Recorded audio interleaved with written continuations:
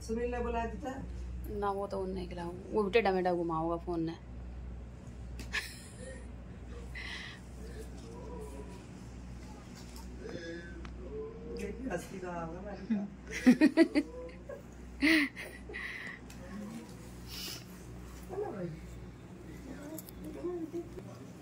वहीं से रोक दिए, पर बंद कर दे, दीदी पकड़ाऊंगी।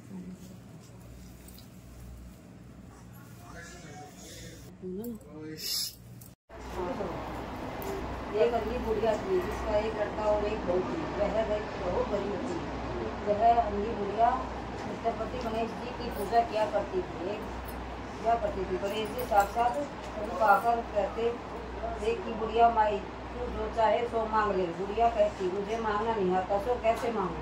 तब गणेश जी बोले कि अपने बहू बेटे से पूछकर मांग ले। तब बुढ़िया ने अपने पुत्र और वधू से पूछा तो बेटा बोला कि धन मांग ले, और बहू ने कहा कि पोते मांग ले। तब बुढ़िया ने सोचा कि बेटा बहू तो अपने अपने मतलब की बात कर रहे हैं। अतः उस बुढ़िया ने पड़ोसियों से पूछा तो पड़ोसियों ने कहा कि बुढ़िया तेरी थोड़ी सी जिंदगी है, क्यों न धन मांग ले। पोता धन और पोता तू तो केवल अपने नेत्र मांग ले, जिससे तेरी से जिंदगी सुख से व्यतीत हो जाएगी। उस बुढ़िया ने बेटे बहू तथा पड़ोसियों की बात सुनकर घर में जाकर सोचा जिससे बेटा बहू और मेरा सबका ही भला भी हो। मांग लो और अपने मतलब की चीज भी मांग लो। जब दूसरे दिन गणेश जी आए और बोले बुढ़िया क्या मांगती है, हमारे वचन है जो तू मांगेगी सो ही पाएगी। गणेश जी के वचन सुनकर बुढ़िया बोली, हे गजाराज वनराज, यदि आप मुझ पर प्रसन्न है तो मुझे 9 करोड़ की माया दे, निरोगी काया दे, अमर सुहाग दे, आंखों में प्रकाश दे, नाती पोते दे, समस्त परिवार को सुख और अंत में मोक्ष दे। बुढ़िया की बात सुनकर गणेश जी बोले, बुढ़िया माँ तूने तो मुझे ठग ही लिया। खैर जो कुछ तूने मांगा है सब तुझे मिलेगा। यूँ कहकर गणेश जी अनंत हो गए। ये गणेश जी जिस जैसे बुढ़िया माँ को मांगे अनुसार आपने सब कुछ दिया, वैसे ही सबको देना और हम सबको भी देने की कृपा करना। गणेश जी महाराज की जय।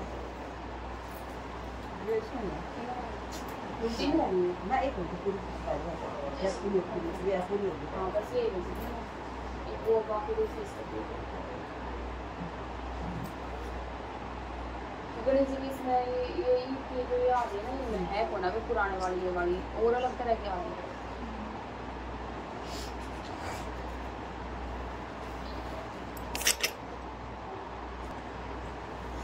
कार्तिक मास के शुक्ल पक्ष की चतुर्थी को करवा चौथ कहते हैं। इसमें गणेश जी की पूजा करके उन्हें पूजा आदि से प्रसन्न किया जाता है। इसका विधान चैत्र की चतुर्थी में लिख दिया है, परंतु विशेषता यह है कि इससे गेहूं का करवा भरकर पूजन किया जाता है और विवाहित लड़कियों के यहाँ से चीनी के करवे पीहर से भेजे जाते हैं तथा इसमें निम्नलिखित कहानी सुनकर हृदय के अर्घ देकर खोला जाता है।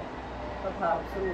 एक साहूकार के पुत्र और 7 पुत्र थे। करवे चौथ के दिन साहूकार की पत्नी, बेटी और बहुओं के नैवेद्य रखा।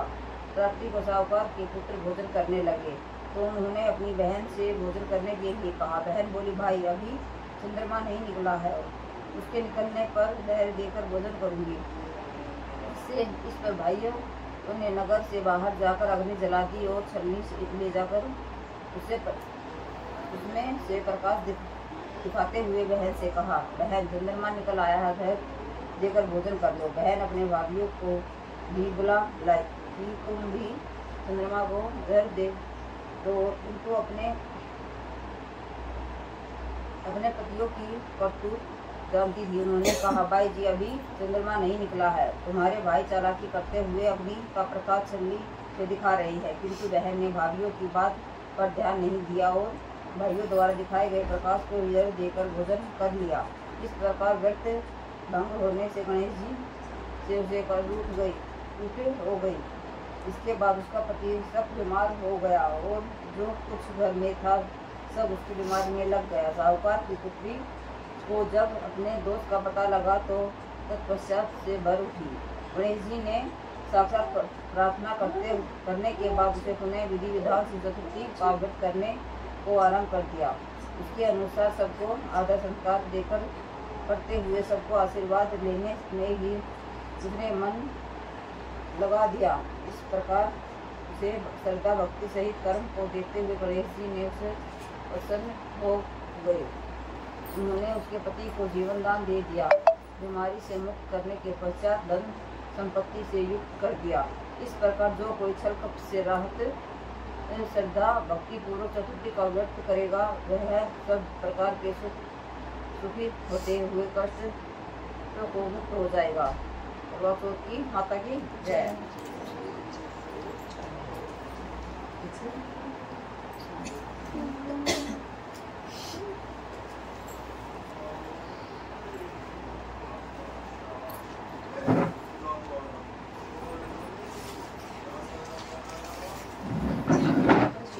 लगाया ना एकदम हमारा भाई कसम लगाया ना किससे नहीं हमारे भी लगा दो।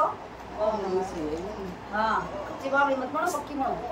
फिर आपने लगाना था वो तो दबा के उठा रखी हो करंट वाले चावल ये दीदी गोरी है।